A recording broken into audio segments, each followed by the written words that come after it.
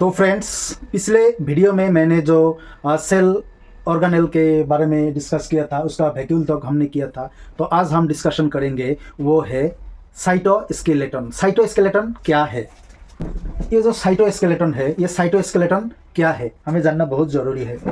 मान लीजिए human skeleton मतलब हमारा मानव कंकाल जो है, उसी के वजह से हम ठीक से चल पाते हैं, उसी के वजह से हमारा मूवमेंट होता है, हमारे जितने सॉफ्ट ऑर्गन है उसको हिफाजत करते हैं, वरना हमारा कंकाल के बिना हम कुछ भी नहीं कर सकते हैं। तो उसी तरह सेल के अंदर भी एक ऑप्शन है जो सेल की कंकाल का काम करता है, मतलब साइटोस्केलेटन। ये सेल का कंकाल का काम करता है, उसको साइटोस्केलेटन कहते हैं। जैसे सेल की मूवमेंट, सेल की आकार, सेल की स्ट्रक्चर, उसकी साइज को सारे चीज डिपेंड्स करता है साइटोस्केलेटन के ऊपर।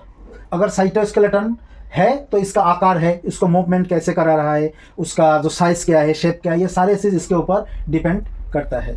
तो ये साइटोस्केलेटन हमारे सेल की मतलब इसका मूवमेंट जो है, इसका मूवमेंट बहुत अच्छी तरह से करवाता है, जो एक दूसरे से चिपक ना जाए, पिसक ना जाए, ये सारे इसीलिए ये रहते हैं। वरना एक के ऊपर और सेल को जब लग जाएगा तो मतलब ये पूरा पिसक जाएगा। तो ये क्यों नहीं जाते हैं हमारे बॉडी में? क्योंकि इसके अंदर भी एक स्केलेटन या कंकाल का काम करते हैं और उसको साइटोस्केलेटन कहते हैं। साइटोस्केलेटन का फंक्शन होता है हमारे सेल का स्ट्रक्चर, फंक्शन और शेप को ठीक रखना, और क्या है, मूवमेंट करवाना। ये हो गया हमारा साइटोस्केलेटन।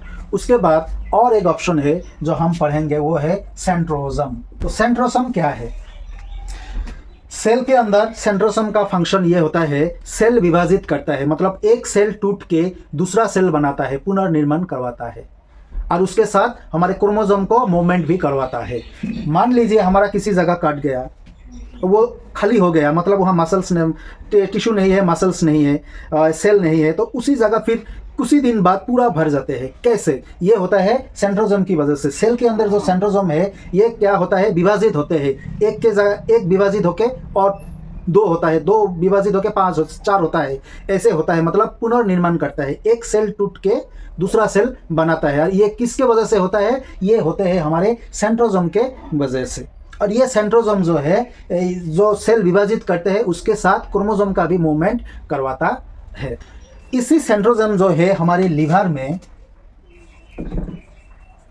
में बहुत ज़्यादा होते हैं। इसीलिए अगर हमारे लीवर का कोई प्रॉब्लम हो जाए, किसी दिन रेस्ट कर में जल्दी फटाफट ठीक हो जाए, लीवर में कुछ दिक्कत हो जाए तो वो अपना आप जल्दी ठीक हो जाता है। क्यों? क्योंकि लीवर में सेंट्रोसोम ज़्यादा, लीवर सेल में सेंट्रोसोम ज़्यादा होता है, और सेंट्रोसोम सेल विभाजित जल्दी करते हैं, तो इसीलिए वो रिकवर भी जल्दी हो जाते हैं। तो ये पार्ट जो है हम बाद में पढ़ेंगे कैसे होते हैं।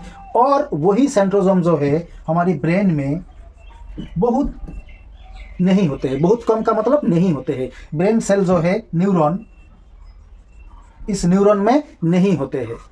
लेकिन एक सवाल यहाँ उठता है, वो सवाल है कि अगर ब्रेन सेल, और इसके पहले मैं और एक चीज़ बताना चाहता हूँ कि सेंट्रोसोम जो है ये सेल विभाजित करते हैं, लेकिन एक वक्त ऐसे आता है कि कभी कभी सेंट्रोसोम इतना सेल विभाजित करते हैं, अनकंट्रोल्ड हो जाते हैं, तब जाके क्या होता है, ट्यूमर फॉर्म होता है या कैंसर होते हैं।